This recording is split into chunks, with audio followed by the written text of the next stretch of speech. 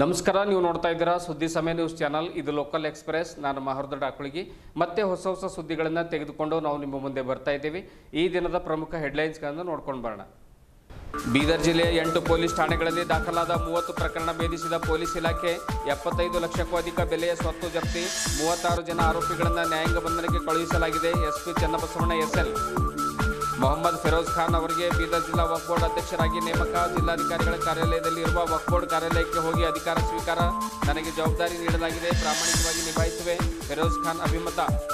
Miss India ಕಿರೀಟವನ್ನು ತನ್ನ ಮುಡಿಗೇರಿಸಿಕೊಂಡ ಬೀದರ್ನ ಶಾವನಿ Patil. ಡಿಎಸ್ಎ junior miss India ಸ್ಪರ್ಧೆಯಲ್ಲಿ ಕರ್ನಾಟಕದಿಂದ ಭಾಗಿ. ಬೀದರ್ ಹೆಸರು ರಾಷ್ಟ್ರಮಟ್ಟದಲ್ಲಿ ಬೆಳೆಸಿದ ಶಾವನಿಗೆ ಶುಭ ಹಾರೈಸಿದ ಕುಟುಂಬಸ್ಥರು. ಕರ್ನಾಟಕ ರಾಜ್ಯ ಅಂಗನವಾಡಿ ನೌಕರರ ಸಂಘ ಸಿಐಟಿಯು ವತಿಯಿಂದ ನಗರದಲ್ಲಿ ಬೃಹತ್ ಪ್ರತಿಭಟನೆ. ಕಲ್ಯಾಣ ಕರ್ನಾಟಕ ಭಾಗದಲ್ಲಿ 1008 ಎಲ್ಕೆಜಿ ಯುಕೆಜಿ ಶಾಲೆ ತೆರೆಯಲು ಸರ್ಕಾರ ಆದೇಶ ಹೊರಡಿಸಿದೆ. ಈ ಜವಾಬ್ದಾರಿ ಅಂಗನವಾಡಿ ಕೇಂದ್ರಗಳಿಗೆ ನೀಡುವಂತೆ ಸಂಘ ಆಗ್ರಹ. ಬೀದರ್ ವೈದ್ಯಕೀಯ ವಿಜ್ಞಾನಗಳ ಸಂಸ್ಥೆಯಲ್ಲಿ ಜರುಗಿದ ಕನ್ನಡ ಕಲೋತ್ಸವ ಕಾರ್ಯಕ್ರಮ. ದಕ್ಷಿಣ ಆಫ್ರಿಕಾದಲ್ಲಿ ಬಸವ ತತ್ವ ಪ್ರಚಾರಕ್ಕಾಗಿ ಪೂಜ್ಯ ಚನ್ನಬಸವರಾಜ ಶ್ರೀಗಳಿಗೆ ಗೌರವ ಸನ್ಮಾನ. ಪೂಜ್ಯ ಡಾಕ್ಟರ್ ಅಕ್ಕ ಗಂಗಾಂಬಿಕಾ ತಾಯಿಯವರಿಂದ ಕಾರ್ಯಕ್ರಮದ ಉದ್ಘಾಟನೆ. ವಾರ್ತೆಗಳ ವಿವರ. ಬೀದರ್ ಜಿಲ್ಲೆಯ ಒಟ್ಟು 8 ಪೊಲೀಸ್ ಠಾಣೆಗಳಲ್ಲಿ ದಾಖಲಾದ 30 ಪ್ರಕರಣಗಳನ್ನು ಬೀದರ್ ಜಿಲ್ಲಾ ಪೊಲೀಸ್ ಇಲಾಖೆ ಭೇದಿಸಿದೆ.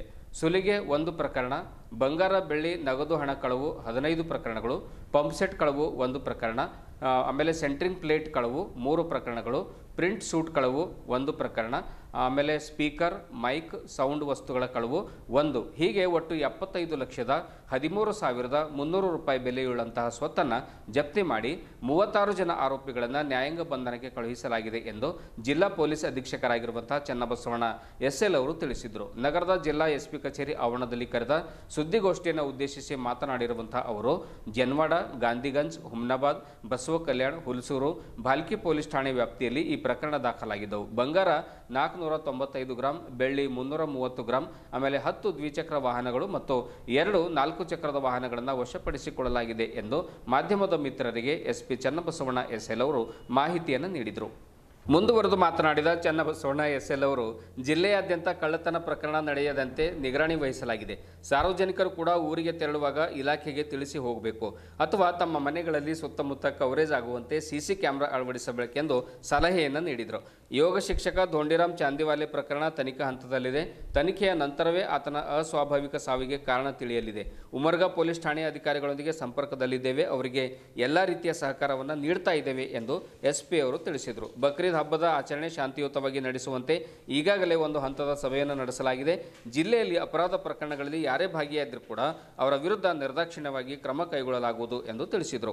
ಈ ಪತ್ರಿಕಾಗೋಷ್ಠಿಯಲ್ಲಿ ಹೆಚ್ಚುವರಿ ಪೊಲೀಸ್ ವರಿಷ್ಠಾಧಿಕಾರಿಗಳಾಗಿರುವಂತಹ ಮಹೇಶ್ ಮೇಘಣ್ಣವರ್, ಚಂದ್ರಕಾಂತ್ ಪೂಜಾರಿ, ಬೀದರ್ನ ಡಿವೈಎಸ್ಪಿ ಶಿವನಗೌಡ ಪಾಟೀಲ್, ಹುಮ್ನಾಬಾದ್ ಡಿವೈಎಸ್ಪಿ ಸೇರಿದಂತೆ ವಿವಿಧ ಪೊಲೀಸ್ ಇಲಾಖೆಯ ಒಂದು ಸಬ್ ಇನ್ಸ್ಪೆಕ್ಟರ್ಗಳು ಸೇರಿದಂತೆ ಪೊಲೀಸ್ ಇಲಾಖೆಯ ಸಿಬ್ಬಂದಿ ವರ್ಗದವರು ಉಪಸ್ಥಿತರಿದ್ದರು. ಕಳ್ಳತನದ ಇದರಲ್ಲಿಯೂ ಕೂಡ ಏನಂತಂದರೆ ಮತ್ತೊಮ್ಮೆ ನಾನು ಸಾರ್ವಜನಿಕರಿಗೆ ಮಾಧ್ಯಮದ ಮೂಲಕ ವಿನಂತಿ ಮಾಡ್ತೇನೆ. ಎಲ್ಲ ತಾಲೂಕಾ ಹೆಡ್ ಕ್ವಾರ್ಟರ್ಗಳಲ್ಲಿ ನಾವು ನಿಗರಾಣಿ ವ್ಯವಸ್ಥೆಯನ್ನು ಆಲ್ರೆಡಿ ಜಾರಿಗೆ ತಂದಿದ್ದೀವಿ. ನಂಬರ್ ಕೂಡ ಏನಂದರೆ ಫ್ಲ್ಯಾಶ್ ಮಾಡಿದ್ದೀವಿ. ಬಟ್ ಏನಂತಂದರೆ ಇನ್ನೂ ನಾವು ಎಕ್ಸ್ಪೆಕ್ಟ್ ಮಾಡಿರುವಂತಹ ಒಂದು ಲೆವೆಲಲ್ಲಿ ಏನಂದರೆ ಅದನ್ನು ಜನ ಏನಂತಂದರೆ ಇನ್ನೂ ಮಾಹಿತಿಯನ್ನು ಶೇರ್ ಮಾಡ್ತಾಯಿಲ್ಲ. ಈಗ ಯಾವ ಮನೆಗಳು ಕಳ್ಳತನ ಆಗಿದ್ದಾವೆ ಅವ್ರಿಗೆ ನಾವು ಹೋಗಿ ಕೇಳಿದಾಗ ಹೌದು ಸರ್ ಹೇಳಿದರು, ಬಟ್ ನಾವು ಏನಂದರೆ 2 ದಿವಸ ಒಂದೇ ದಿವಸದಲ್ಲಿ ವಾಪಸ್ ಬರ್ತೀವಿ ಅಂಥೇಳಿ ನಾವು ಹಾಕಿರಲಿಲ್ಲ ಮಾಹಿತಿನ ಅಂತ ಹೇಳಿದ್ದಾರೆ. ಬಟ್ ಯಾರು ನಮಗೆ ಕೊಟ್ಟಿದ್ದಾರೆ ಆ ಒಂದು ಮನೆಗಳದ್ದು ಯಾವುದೂ ಕೂಡ ಏನಂದರೆ ಸಮಸ್ಯೆ ಆಗಿಲ್ಲ, ಎಲ್ಲಿಯೂ ಕೂಡ ಏನಂದರೆ ಕಳ್ಳತನಗಳು ಆಗಿಲ್ಲ. ಸೊ ಆದ್ದರಿಂದ ಸಾರ್ವಜನಿಕರಿಗೆ ಈ ವ್ಯವಸ್ಥೆಯನ್ನು ಇದು ವಿನೂತನವಾಗಿ ಏನಂತಂದರೆ ನಾವು ರಾಜ್ಯದಲ್ಲಿ ಏನಂದರೆ ಪ್ರಥಮವಾಗಿ ಬೀದರ್ನಲ್ಲಿ ಇಂಪ್ಲಿಮೆಂಟ್ ಮಾಡಿದ್ದೀವಿ. ಇದನ್ನು ಬಳಸ್ಕೊಳ್ಳಿ ಅಂಥೇಳಿ ನಾವು ಏನಂದರೆ ಅವ್ರಿಗೆ ವಿನಂತಿ ಮಾಡ್ತೀವಿ. ಮತ್ತು CCTV ಕ್ಯಾಮರಾಗಳನ್ನು ಕೂಡ ಅಳವಡಿಸ್ಕೋಬೇಕು ಅನ್ನುವಂಥದ್ದನ್ನು ನಾವು ಸಾರ್ವಜನಿಕರಿಗೆ ಈ ಮೂಲಕ ಮತ್ತೊಮ್ಮೆ ಏನಂದರೆ ವಿನಂತಿ ಕೂಡ ಮಾಡ್ತೇವೆ.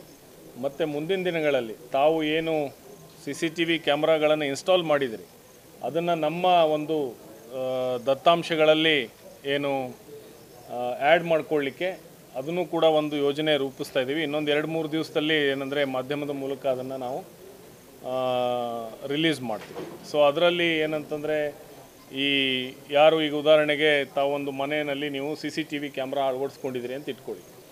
ಸೊ ಈಗ ನೀವು ಅಳವಡಿಸಿದರೆ ಅದು ನಿಮಗೆ ಗೊತ್ತಿದೆ, ಪೊಲೀಸ್ಗೆ ನಮಗೆ ಮಾಹಿತಿ ಇಲ್ಲ. ಸೊ ಕ್ರೈಮ್ ಆದ ಸಂದರ್ಭದಲ್ಲಿ ನಮಗೆ ಆ CCTV ಫುಟೇಜ್ ಭಾಳ ಇಂಪಾರ್ಟೆಂಟ್ ಆಗ್ತದೆ. ಸೊ ಅದಕ್ಕೋಸ್ಕರ ನಾವೇನು ಮಾಡ್ತೀವಿ, ಒಂದು ಗೂಗಲ್ ಫಾರ್ಮ್ಯಾಟ್ನ ರೆಡಿ ಮಾಡ್ತಾಯಿದ್ದೀವಿ. ಸೊ ಆ ಗೂಗಲ್ ಫಾರ್ಮ್ಯಾಟ್ನ ಏನಂತಂದರೆ ಪಬ್ಲಿಕ್ಕಿಗೆ ಆಕ್ಸೆಸ್ ಕೊಡ್ತೀವಿ. ಸೊ ಅವರು ಏನಂದರೆ ಅದನ್ನು ಓಪನ್ ಮಾಡಿ ಅದರಲ್ಲಿ ಒಂದು 4-5 ಇನ್ಫಾರ್ಮೇಷನ್ ಫಿಲಪ್ ಮಾಡ್ತಾರೆ. ಅಂದರೆ ಅವ್ರ ಹೆಸರು, ವಿಳಾಸ, ಮೊಬೈಲ್ ನಂಬರು ಮತ್ತು ಎಲ್ಲಿ ಅವರು ಮನೆ ಇದೆ ಅನ್ನುವಂಥದ್ದು ಅಂತ ನಮಗೆ ಐಡಿಯಾ ಬರ್ತದೆ. ಸೊ ಇದು ಏನಂತಾರೆ US ಡಲಾಸ್ ಪೊಲೀಸ್ ಏನಂತಂದರೆ ಫಸ್ಟ್ ಟೈಮ್ ಈಗ ಸ್ಟಾರ್ಟ್ ಮಾಡ್ತಾ ಇದ್ದಾರೆ ಅವರು.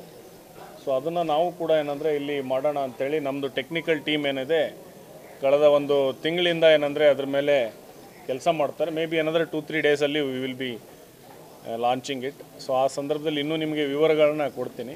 ಜಸ್ಟ್ ಇಲ್ಲಿ ನಿಮಗೆ ಮಾಹಿತಿಯನ್ನು ಶೇರ್ ಮಾಡ್ತೀನಿ.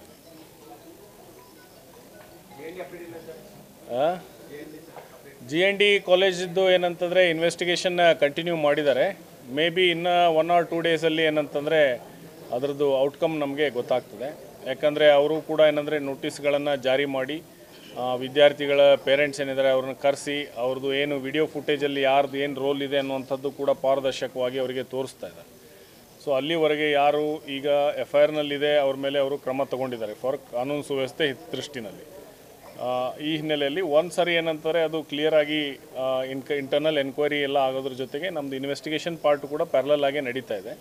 ಸೊ ಅದಾದಾಗ ಏನಂತಂದರೆ ಇನ್ನೊಂದು 2-3 ಡೇಸಲ್ಲಿ ನಮಗೆ ಕ್ಲಿಯರ್ ಗೊತ್ತಾಗ್ತದೆ ಯಾರು ಅಲ್ಲಿ ಏನಂದರೆ ಗಲಾಟೆ ಆಗಿದೆ, ಏನಕ್ಕಾಗಿ ಯಾಕಾಗಿತ್ತು ಅನ್ನುವಂಥದ್ದು ಕ್ಲಿಯರ್.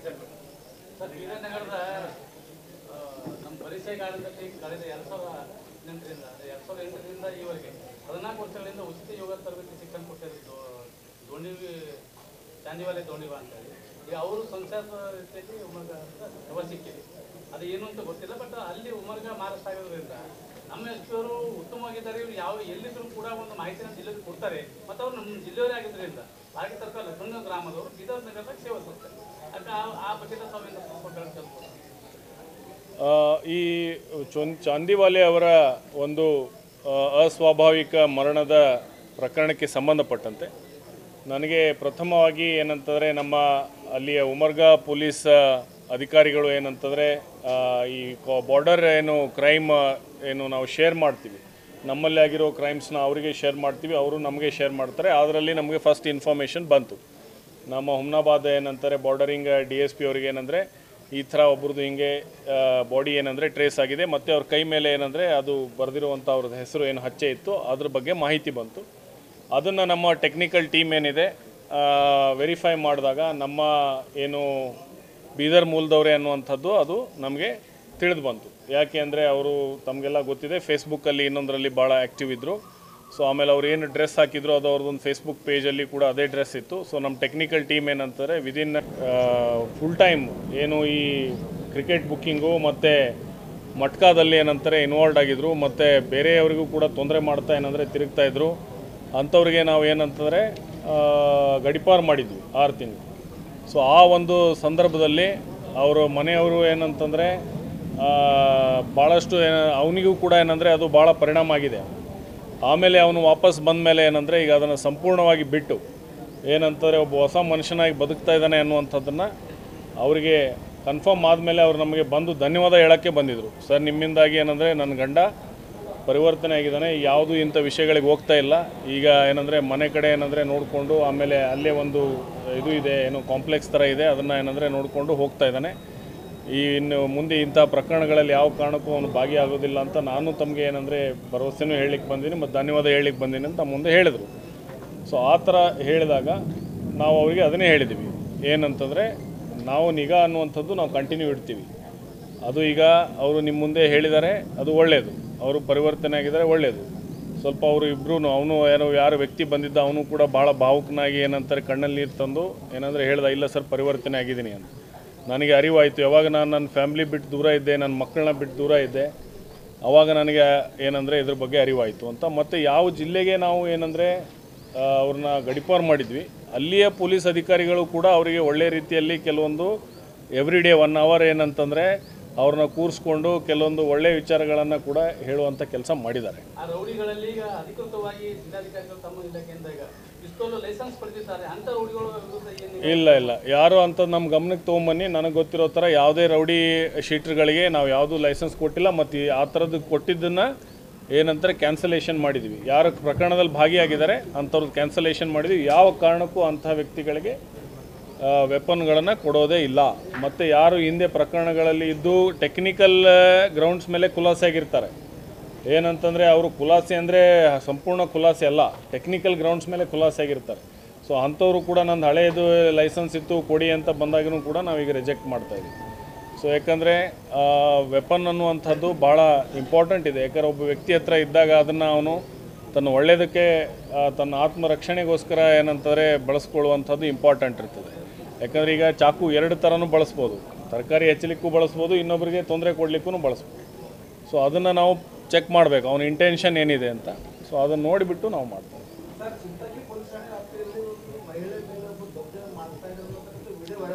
ಹೌದು, ಇಲ್ಲ, ಈ ಬಗ್ಗೆ ತಾವು ನನಗೆ ಮಾಧ್ಯಮ ಸ್ನೇಹಿತರು ಹೇಳಿದ ಮೇಲೆ ನಾನು ಪರಿಶೀಲನೆ ಮಾಡಿ ಆ ಮಹಿಳೆಯವ್ರನ್ನ ನಾವು ಮತ್ತೆ ಕರೆಸಿ ನಮ್ಮ ವಿಮೆನ್ ಆಫೀಸರ್ ಏನಂದರೆ ಅವ್ರನ್ನ ಕೇಳಿದಾಗ ಅವರು ವಿಡಿಯೋ ಸ್ಟೇಟ್ಮೆಂಟ್ ಕೊಟ್ಟಿದ್ದಾರೆ.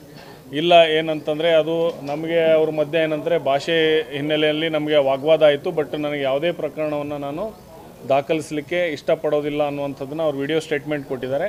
ಅಷ್ಟಾಗಿಯೂ ಕೂಡ ಆ ವ್ಯಕ್ತಿ ಯಾರು ಈ ಒಂದು ವಿಡಿಯೋನಲ್ಲಿ ಏನು ಬಂದಿದ್ದ ಅವನ ಮೇಲೆ ನಾವು ಮುಂಜಾಗ್ರತಾ ಕ್ರಮವಾಗಿ 110 CRPCಯಲ್ಲಿ ಅವನ ಮೇಲೆ ಏನಂದರೆ ಪ್ರಕರಣ ದಾಖಲು ಮಾಡಿದ್ವಿ. ಯಾಕೆ ಅಂತಂದರೆ ಅವರು ಮಹಿಳೆ ಇವತ್ತು ಪ್ರಕರಣ ದಾಖಲಿಸದೇ ಇರ್ಬೋದು, ಬಟ್ ಆ ವ್ಯಕ್ತಿ ಏನಂತಂದರೆ ನಡ್ಕೊಂಡಿರುವಂಥದ್ದು ಸರಿಯಾದ ಕ್ರಮ ಅಲ್ಲ. ಆದ್ದರಿಂದ ಏನಂತಂದರೆ ಏನು ಕಾನೂನಿನಲ್ಲಿ ಏನು ಅವಕಾಶ ಇದೆ ನಮಗೆ ಅದನ್ನು ನಾವು ಬಳಸಿ ಅವ್ರ ಮೇಲೆ 110 CRPCನಲ್ಲಿ ಪ್ರಕರಣವನ್ನು ದಾಖಲು ಮಾಡ್ತೀವಿ. ಹಾಂ. ಬೀದರ್ನ ಪ್ರತಿಷ್ಠಿತ ನೂರ್ ಸಮೂಹ ಶಿಕ್ಷಣ ಸಂಸ್ಥೆಯ ಕಾರ್ಯದರ್ಶಿ ಮೊಹಮ್ಮದ್ ಫಿರೋಜ್ ಖಾನ್ ಅವರನ್ನ ಬೀದರ್ ಜಿಲ್ಲಾ ವಕ್ಫ್ ಬೋರ್ಡ್ನ ಜಿಲ್ಲಾ ಅಧ್ಯಕ್ಷರಾಗಿ ನೇಮಕ ಮಾಡಿ ಕರ್ನಾಟಕ ರಾಜ್ಯ ವಕ್ಫ್ ಬೋರ್ಡ್ ಬೆಂಗಳೂರು ಸಿಇಒ ಅವರು ಆಯ್ಕೆ ಮಾಡಿ ಆದೇಶ ಪತ್ರವನ್ನು ಹೊರಡಿಸಿದ್ದಾರೆ. ತಕ್ಷಣವೇ ಫಿರೋಜ್ ಖಾನ್ ಅವರು ಕಾರ್ಯಪ್ರವೃತ್ತರಾಗಲು ಸೂಚಿಸಿದ್ದಾರೆ. ಬೀದರ್ ಜಿಲ್ಲಾಧಿಕಾರಿಗಳ ಕಾರ್ಯಾಲಯದಲ್ಲಿ ಇರುವಂತಹ ವಕ್ಫ್ ಬೋರ್ಡ್ ಕಾರ್ಯಾಲಯಕ್ಕೆ ಹೋಗಿ ಅಧಿಕಾರ ಸ್ವೀಕರಿಸಿದ್ದಾರೆ. ವಕ್ಫ್ ಬೋರ್ಡ್ ಜಿಲ್ಲಾ ಅಧಿಕಾರಿಗಳಾಗಿರುವಂತಹ ಮೊಹಮ್ಮದ್ ಶೈಜಾನ್ ಅವರು ಫಿರೋಜ್ ಖಾನ್ ಅವರಿಗೆ ಪ್ರಮಾಣ ವಚನವನ್ನು ಬೋಧಿಸಿದರು.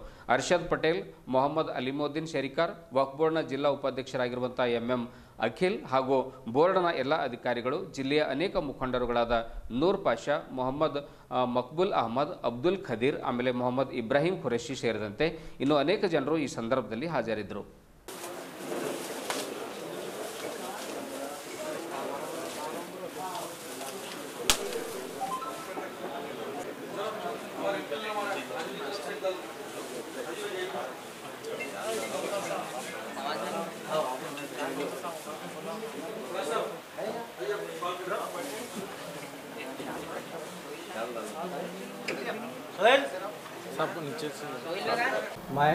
मैं फिरोज खान, वल्द ऑफ मोहम्मद अयाज खान, साकिम अलतखेरी, बीदर, अल्लाह सुब्हानहू तआला के नाम से आज़मीन के रूबरू सदक़े दिल से हलफ लेता हूँ कि वफ़्क़ के क़ानून में इस ओहदे के लिए जो जवाज़ हैं उनके अहल हूँ।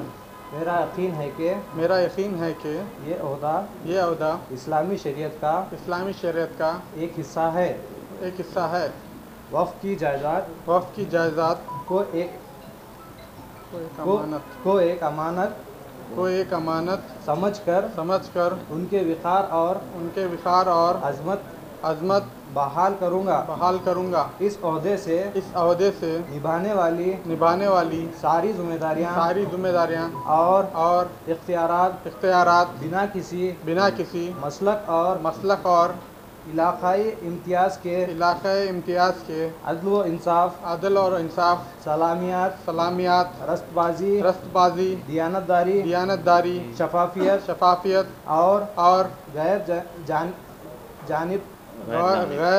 जनाबदारी के साथ मजहबी फर्जा समझते हुए निभाऊंगा। शुक्रिया। सबसे पहले सब लोगों का बहुत शुक्रिया, जो लोग यहाँ पे आए हुए हैं स्टेज पे और नीचे जो सब बैठे हैं, उन सभी का मैं बहुत शुक्रिया अदा करता हूँ कि आज मुबारक दिन पे ये लोग विटनेस है मेरे ओथ के दिन पे कि आज वक्फ बोर्ड चेयरमैन का आज दोबारा से अल्लाह के फजल से मेरे को ओथ लेने का मौका मिला है और मैं अल्लाह का बहुत बहुत शुक्रगुजार हूँ कि ये इतनी छोटी उम्र में ये अहदा मिला है। इसको मैं अदल के साथ, इंसाफ के साथ निभाऊंगा और ख़ास करके हमारे ज़मीर अहमद ख़ान साहब, सिद्रा मियां साहब और अनवर पाशा साहब का बहुत बहुत शुक्रगुजार हूँ कि ये मुझे बहुत कम उम्र में ये अहदे का अहदे दिया गया है निभाने के लिए। इसको मैं निभाऊंगा। बहुत बहुत शुक्रिया। का जो है ना कसम है, समझिए ये बड़ी उनके लिए जो है एक उनकी जो यंग एंड एनर्जेटिक हैं, उनमें जो सलाहियतें हैं, उनको ये मैदान में जो है अमली तौर पर उसको बताने के लिए अल्लाह ताला ने उन्हें एक मौका नसीब फरमाया है। और इसके लिए मैं उन्हें ये सजेशन देता हूँ कि वो इंडियन वक्फ बोर्ड और इंडियन ट्रस्ट एक्ट के जो है गहराई से उसका मुताला करें, स्टडी करें। और फिर अब इनका जो पीरियड है, कितने साल का, 3 साल का जो पीरियड है, इस 3 साल के पीरियड में जो है हमारे ज़िले के जितने भी वक्फ के जो जायदादें हैं, चाहे वो मसाजिद के हों, कब्रस्तान के हों, जितने भी आते हैं उन सब के जो है ना वो दिल वो जान से जो किसी किस्म के जो है बैरूनी जो है दबाव के वो अपने फ़राइज़ को अच्छी तरह जो है जवाबमर्दी से जो है उसको अंजाम देंगे। और मैं साथ ही साथ उनसे ये भी ख्वाहिश करता हूँ कि वो जो है ना अपने जो है फ़राइज़ में किसी किस्म की जो है ना कोताही ना करें, बल्कि जो है हर दम जब भी जो है कोई मसला उनके सामने आया उसका अच्छी तरह स्टडी करके जो है ना वो गैर जानिब तौर पर जो है ना उस ज़मीनात की या जायदाद की जो है ना हिफाजत करें, ताकि जो है ना हमको जो है सबसे पहले जो है अल्लाह ताला के सामने जवाब दे है। ये एक उनके सामने एक अमानत है, ये जवाबदेही दिए उनको मौका है, ताकि अल्लाह के सामने में जो है हम उसका अच्छी तरह जवाब दे सकें। तो मैं आखिर में अपनी तमाम नेक तमन्नाओं का जो है इजहार करते हुए उनसे ये अल्लाह के सामने ये दुआ करता हूँ, अल्लाह ताला उनको जो है ना फुर्ती दे और जो है ना ज़हनी सलाहियत अता फरमाए, ताकि वो अपने फ़राइज़ को अच्छी तरह अंजाम दे सकें। इतनी बात कहते हुए मैं अपनी बात ख़त्म करता हूँ। ಜೂನ್ 10 ಮತ್ತು 11ರಂದು ಗೋವಾದಲ್ಲಿ ಜರುಗಿರುವಂತಹ DSV ಜೂನಿಯರ್ ಮಿಸ್ ಇಂಡಿಯಾ ಹಂತ 2ರಲ್ಲಿ ಕರ್ನಾಟಕದಿಂದ ಬೀದರ್ ಜಿಲ್ಲೆಯ ಶಾವನಿ ಪಾಟೀಲ್ ಭಾಗವಹಿಸಿದರು. ಭಾರತ ರಾಷ್ಟ್ರಮಟ್ಟದ ಈ ಒಂದು ಸ್ಪರ್ಧೆಯಲ್ಲಿ ಜೂನಿಯರ್ ಮಿಸ್ ಇಂಡಿಯಾ ಸ್ಪರ್ಧೆಯಲ್ಲಿ ಈ ಕಿರೀಟವನ್ನು ತನ್ನ ಮುಡಿಗೇರಿಸಿಕೊಂಡಿದ್ದಾಳೆ. ಇಂಥ ಸ್ಪರ್ಧೆಗಳಲ್ಲಿ ರಾಜ್ಯದಿಂದ ಅದರಲ್ಲೂ ಜಿಲ್ಲೆಯಿಂದ ಭಾಗವಹಿಸುವುದು ಬಹುತೇಕವಾಗಿ ಒಂದು ವಿರಳ. ಅಂಥದ್ರಲ್ಲಿ ಶಾವನಿ ಪಾಟೀಲ್ ಅವರು ರಾಷ್ಟ್ರಮಟ್ಟದಲ್ಲಿ ಗೆಲುವನ್ನು ಸಾಧಿಸಿ ಮಿಸ್ ಇಂಡಿಯಾ ಕಿರೀಟವನ್ನು ಗೆದ್ದಿರುವಂಥದ್ದು ಜಿಲ್ಲೆಯ ಪಾಲಿಗೆ ಇದೊಂದು ಹೆಮ್ಮೆಯ ವಿಷಯವಾಗಿದೆ. ಹೀಗಾಗಿ ಶಾವನಿ ಪಾಟೀಲ್ಗೆ ಅವರ ಕುಟುಂಬಸ್ಥರು, ಅಭಿಮಾನಿಗಳು ಮತ್ತು ಜಿಲ್ಲೆಯ ಮತ್ತು ರಾಜ್ಯದ ಜನತೆ ಅಭಿನಂದನೆಗಳನ್ನು ಸಲ್ಲಿಸ್ತಾ ಇದ್ದಾರೆ. ಇನ್ನು ಹೆಚ್ಚಿನ ರೀತಿಯಲ್ಲಿ ಶಾವನಿ ಪಾಟೀಲ್ ಉತ್ತರೋತ್ತರವಾಗಿ ಬೆಳೆಯಲಿ ಎಂದು ಹಿರಿಯರು ಕೂಡ ಆಶೀರ್ವಾದವನ್ನು ಮಾಡಿದ್ದಾರೆ. जूनियर इंडिया इंटरनेशनल जो DSV को अपकमिंग दिसंबर में श्रीलंका में रिप्रेजेंट करेंगे DSV junior miss India and winner will get a 1-year chance to become a brand ambassador for upcoming show. ठीक है, so winner will be the brand ambassador for junior little miss India season 2 and the international will got a chance to go in Sri Lanka. Okay, now it's time to announce our winner. Tick tick, थोड़ा music हो जाए.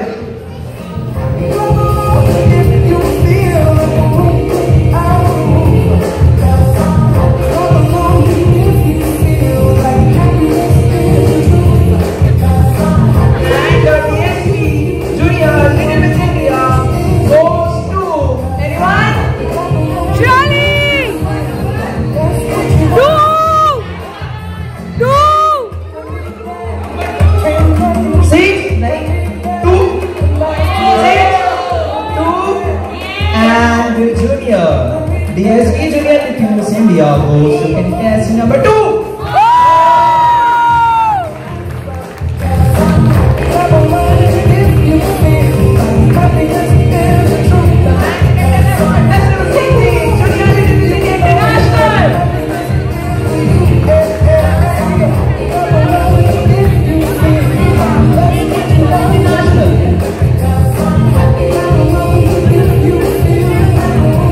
Congratulations, contestant number 2.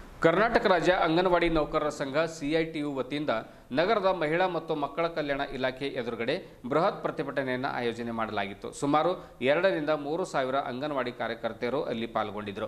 ಸರ್ಕಾರ June 1ರಂದು ಅಂದರೆ June 11ರಂದು ಪ್ರಾಥಮಿಕ ಶಾಲೆಯಲ್ಲಿ LKG ಮತ್ತು UKG ತರಗತಿ ಆರಂಭ ಮಾಡುವಂತೆ ಈಗಾಗಲೇ ಆದೇಶವನ್ನು ಹೊರಡಿಸಿದೆ. ಹೀಗಾಗಿ ಈ ಮಕ್ಕಳನ್ನು ಕಲಿಸುವಂಥ ಜವಾಬ್ದಾರಿ ಅಂಗನವಾಡಿಗಳಿಗೆ ವಹಿಸಬೇಕೆಂದು ಸಂಘದ ಗೌರವಾಧ್ಯಕ್ಷೆ ಶ್ರೀದೇವಿ ಎಸ್ ಅವರು ಸರ್ಕಾರಕ್ಕೆ ಆಗ್ರಹ ಮಾಡಿದರು. ಈ ಕುರಿತು ಸುದ್ದಿ ಸಮಯದೊಂದಿಗೆ ಮಾತನಾಡಿರುವಂತಹ ಅವರು ಕಲ್ಯಾಣ ಕರ್ನಾಟಕ ಭಾಗದ 7 ಜಿಲ್ಲೆಗಳಲ್ಲಿ ಸರ್ಕಾರ 1008 ಪಬ್ಲಿಕ್ ಶಾಲೆಗಳನ್ನು ತೆರೆಯಲು ಈಗಾಗಲೇ ನಿರ್ಧಾರ ಮಾಡಿದೆ. ಇದರ ವಿರುದ್ಧ ನಾವು ಹೋರಾಟವನ್ನು ಮಾಡ್ತಾ ಇದ್ದೇವೆ. 1975ರಲ್ಲಿ ಅಂಗನವಾಡಿ ಕೇಂದ್ರ ಆರಂಭವಾಗಿ 4 ದಶಕಗಳ ಕಾಲದಿಂದ ಅಂದರೆ ಸುಮಾರು 42 ವರ್ಷಗಳ ಕಾಲದಿಂದ ನಾವು ಸೇವೆಯನ್ನು ಮಾಡ್ತಾ ಬಂದಿದ್ದೇವೆ. ಆದರೆ ಈ ಶಾಲೆ ಆರಂಭ ಆದಾಗಿನಿಂದ ಅಂದರೆ ಆರಂಭದಿಂದಲೂ ಕೂಡ ಎಲ್ಲದಕ್ಕೂ ಕೂಡ ನಾವು ದುಡಿತಾ ಇದ್ದೇವೆ. ಆದರೆ ಈ LKG UKG ಮಕ್ಕಳನ್ನು ಮಾತ್ರ ಈ ಪ್ರಾಥಮಿಕ ಶಾಲೆಯಲ್ಲಿ ಒಂದು ಕೂಡಿಸುವಂಥ ಪ್ರಯತ್ನವನ್ನು ಮಾಡ್ತಾ ಇದ್ದಾರೆ. ಅಂದರೆ ಪೂರ್ವ ಪ್ರಾಥಮಿಕ ಅನ್ನುವಂಥ ಶಾಲೆಯನ್ನು ಆರಂಭ ಮಾಡಿ ಅಲ್ಲಿ ಒಂದು ಕೂಡಿಸುವಂಥ ಪ್ರಯತ್ನ ಮಾಡ್ತಾ ಇದ್ದಾರೆ. ಆದರೆ ಆ ಜವಾಬ್ದಾರಿಯನ್ನು ಅಂಗನವಾಡಿಗಳಿಗೆ ನೀಡಬೇಕು ಅನ್ನುವಂಥ ಒತ್ತಾಯವನ್ನು ಸಂಘದ ವತಿಯಿಂದ ಮಾಡಲಾಯಿತು. ಸರ್ಕಾರ ಈ ಆದೇಶವನ್ನು ಕೂಡಲೇ ವಾಪಸ್ ಪಡೆಯಬೇಕು. ಈಗಾಗಲೇ ನಾವು ಜೂನ್ 3ರಿಂದ ನಿರಂತರವಾಗಿ ಹೋರಾಟವನ್ನು ಮಾಡ್ಕೊಂಡು ಬರ್ತಾ ಇದ್ದೇವೆ. ಜೂನ್ 14ರಂದು ಮಹಿಳಾ ಮತ್ತು ಮಕ್ಕಳ ಕಲ್ಯಾಣ ಇಲಾಖೆ ಎದುರುಗಡೆಯೂ ಕೂಡ ಬೃಹತ್ ಪ್ರತಿಭಟನೆಯನ್ನು ಮಾಡಿದ್ದೇವೆ. ಹೀಗಾಗಿ ಮಹಿಳಾ ಮತ್ತು ಮಕ್ಕಳ ಕಲ್ಯಾಣ ಇಲಾಖೆಯ ಸಚಿವರಾದ ಲಕ್ಷ್ಮೀ ಹೆಬ್ಬಾಳ್ಕರ್ ಅವರು ಈ ಕುರಿತು ಪರಿಶೀಲನೆ ನಡೆಸಿ ಅಂಗನವಾಡಿ ಕೇಂದ್ರಗಳನ್ನು ಮುಚ್ಚದಂತೆ ನಮಗೆ ಜವಾಬ್ದಾರಿಯನ್ನು ವಹಿಸಬೇಕೆಂದು ಕೋರಿದರು. ಕರ್ನಾಟಕ ರಾಜ್ಯ ಅಂಗನವಾಡಿ ನೌಕರರ ಸಂಘ CITUನ ಬೀದರ್ ಜಿಲ್ಲಾ ಘಟಕದ ಅಧ್ಯಕ್ಷೆ ಶ್ರೀಮತಿ ಸುಶೀಲಾ ಹತ್ತಿ ಅವರು ಕೂಡ ಈ ಸಂದರ್ಭದಲ್ಲಿ ಮಾತನಾಡ್ತಾ ಸರ್ಕಾರ ತುಟಿಗೆ ಸಕ್ಕರೆ ಹಚ್ಚಿ ಬಾಯಲ್ಲಿ ಮಣ್ಣು ಹಾಕುವಂಥ ಕೆಲಸ ಮಾಡ್ತಾ ಇದೆ. ಪ್ರಾಥಮಿಕ ಶಾಲೆಯಲ್ಲಿ LKG UKG ತರಗತಿ ಆರಂಭ ಮಾಡಿ ಪ್ರತ್ಯೇಕ ಶಿಕ್ಷಕರನ್ನ ನೇಮಕ ಮಾಡಿಕೊಳ್ತಾ ಇದೆ. ಹೀಗಾದಾಗ ಅಂಗನವಾಡಿ ಕೇಂದ್ರಗಳು ಮುಂದಿನ ದಿನಗಳಲ್ಲಿ ಮುಚ್ಚುವಂಥ ಸಂಭವ ಇರೋದರಿಂದ ಈ ಆದೇಶವನ್ನು ಸರ್ಕಾರ ಕೂಡಲೇ ಹಿಂಪಡಿಬೇಕು. ಈ ಕುರಿತು ಎಲ್ಲ ಶಾಸಕರ ಮನೆ ಮುಂದೆ ಈಗಾಗಲೇ ಧರಣಿ ಮತ್ತು ಪ್ರತಿಭಟನೆಯನ್ನು ಕೂಡ ಮಾಡಲಾಗಿದೆ. ಕಲಬುರಗಿಯಲ್ಲಿಯೂ ಕೂಡ ಹೋರಾಟವನ್ನು ಮಾಡಿದ್ದೇವೆ. ಶಿಕ್ಷಣಾಧಿಕಾರಿಗಳಿಗೆ, ಸಹಾಯಕ ನಿರ್ದೇಶಕರಿಗೆ, CEO ಅವರಿಗೆ, ಜಿಲ್ಲಾಧಿಕಾರಿಗಳಿಗೂ ಕೂಡ ಮನವಿ ಪತ್ರ ಸಲ್ಲಿಸಿದ್ದೇವೆ. ಸರ್ಕಾರ LKG UKG ಮಕ್ಕಳ ಜವಾಬ್ದಾರಿಯನ್ನು ಅಂಗನವಾಡಿ ಕೇಂದ್ರಗಳಿಗೆ ವಹಿಸುವವರೆಗೆ ನಮ್ಮ ಹೋರಾಟ ಯಾವುದೇ ಕಾರಣಕ್ಕೂ ಕೂಡ ನಿಲ್ಲಿಸುವುದಿಲ್ಲ ಎಂದು ಹತ್ತಿ ತಿಳಿಸಿದರು. ಈ ಸಂದರ್ಭದಲ್ಲಿ ಸಂಘದ ಕಾರ್ಯದರ್ಶಿ ಜಯಶ್ರೀ ಮೆಂಡೋಳೆ, ಖಜಾಂಚಿ ಶಾಂತನಾಗುರೆ, ಬೀದರ್ ತಾಲೂಕಾ ಅಧ್ಯಕ್ಷೆ ಶಕುಂತಲಾ ಸೋನಿ, ಕಾರ್ಯದರ್ಶಿ ಚೆನ್ನಮ್ಮ ಕೆಂಪೆ, ಖಜಾಂಚಿ ಸುಮಿತ್ರಾ ಬೀದರ್, ಹುಮ್ನಾಬಾದ್ ತಾಲೂಕಾ ಅಧ್ಯಕ್ಷೆ ಉಷಾ ಗುತ್ತೇದಾರ್, ಕಾರ್ಯದರ್ಶಿ ಜಗದೇವಿ, ಔರಾ ತಾಲೂಕಾ ಅಧ್ಯಕ್ಷೆ ಪದ್ಮಾವತಿ ಸ್ವಾಮಿ, ಖಜಾಂಚಿ ಸುದೇಕ್ಷಣ, ಭಾಲ್ಕಿ ತಾಲೂಕಾ ಕಾರ್ಯದರ್ಶಿ ಪೂಜಾ ಶೀಲಾ ಸೇರಿದಂತೆ ಅನೇಕರು ಉಪಸ್ಥಿತರಿದ್ದರು. ವೇತನ 15,000 ಬೇಕಂತ ಕೇಳಿದೆವು. ಆಮೇಲೆ ಮತ್ತೆ 4-5 ವರ್ಷ ಆದ ಕೂಡಲೇ ಮತ್ತೆ 21,000 ಮಿನಿಮಮ್ ವೇಜಸ್ ಕೇಳಿದೆವು. ಈಗ ನಾವು ಎಷ್ಟು ಕೇಳ್ತಾ ಇದ್ದೀವಿ? 31,000 ರೂಪಾಯಿ ಮಿನಿಮಮ್ ವೇಜಸ್ ಕೇಳ್ತಾ ಇದ್ದೀವಿ. ಅದಕ್ಕಾಗಿ ಬಂಧುಗಳೇ, ಈಗ ನಮ್ಮ ಈ ಸರ್ಕಾರ ಎಲ್ಲಿ ತನಕ ನಮಗೆ ಈ ಗೊತ್ತಿನ ವಾಪಸ್ ತಗೊಳ್ಳಲು ಸಹಭಾಗಿಯಾಗಿ ಹೋರಾಟಕ್ಕೆ ಮುಂದೋಗ್ಬೇಕಂತ ಹೇಳ್ತಾ ನನಗೆ ಮಾತಾಡಕ್ಕೆ ಆಸ್ಪದ ಕೊಟ್ಟಂತ ಸಂಘಟಕರಿಗೆ ವಂದನೆಗಳನ್ನು ಸಲ್ಲಿಸಿ 4 ಮಾತುಗಳನ್ನು ಮುಗಿಸ್ತೇನೆ.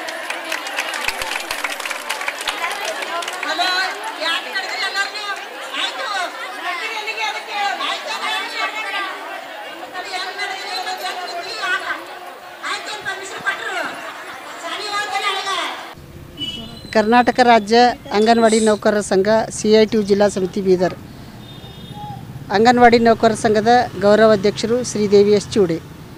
ಇವತ್ತಿನ ದಿವಸ ಕಲ್ಯಾಣ ಕರ್ನಾಟಕ ಭಾಗದಲ್ಲಿ ಪಬ್ಲಿಕ್ ಸ್ಕೂಲ್ಗಳು ಸರ್ಕಾರ ಓಪನ್ ಮಾಡಿದೆ.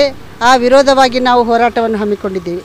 ಈ ಹೋರಾಟದ ಮೂಲ ಉದ್ದೇಶ ಇಡೀ ಕಲ್ಯಾಣ ಕರ್ನಾಟಕ ಭಾಗದಲ್ಲಿ 1008 ಪಬ್ಲಿಕ್ ಸ್ಕೂಲ್ಗಳನ್ನು ಸರ್ಕಾರ ಈಗಾಗಲೇ ಓಪನ್ ಮಾಡಬೇಕೆಂದು ಆದೇಶ ಮಾಡಿದ್ದೇನೆ. ಅದು ವಿರುದ್ಧವಾಗಿ ನಾವು ಹೋರಾಟ ಮಾಡ್ತಾಯಿದ್ದೇವೆ. ಈ ಲಿಖಿತದಲ್ಲಿ ತಿಳಿಯಪಡಿಸುವುದೇನೆಂದರೆ ಇಡೀ 1975ರಲ್ಲಿ ಅಂಗನವಾಡಿ ಕೇಂದ್ರಗಳು ಪ್ರಾರಂಭವಾಗಿ ಸುಮಾರು 42 ವರ್ಷಗಳಾದರೂ ಅಂಗನವಾಡಿ ಕೇಂದ್ರ ನಡೆಸ್ತಾ ಇದ್ದೀವಿ. 3 ರಿಂದ 6 ವರ್ಷದ ಮಕ್ಕಳು ಪಬ್ಲಿಕ್ ಸ್ಕೂಲಿಗೆ ಹೋಗಬೇಕಂತ ಹೇಳಿ ಸರ್ಕಾರ ಒಂದು ಆದೇಶ ಹೊರಡಿಸಿದೆ. ಅದರ ವಿರುದ್ಧವಾಗಿ ಈಗಾಗಲೇ 3 ರಿಂದ 6 ವರ್ಷದ ಮಕ್ಕಳು ಅಂಗನವಾಡಿ ಕೇಂದ್ರದಲ್ಲಿ ಇದ್ದಾವೆ. ಶಾಲಾ ಪೂರ್ವ ಶಿಕ್ಷಣ ನಡೆಸ್ತೇವೆ. 5 ಸೇವೆ 6 ಉದ್ದೇಶಕ್ಕೆ ಅನುಗುಣವಾಗಿ ನಾವು ಕೆಲಸ ಮಾಡ್ತೇವೆ.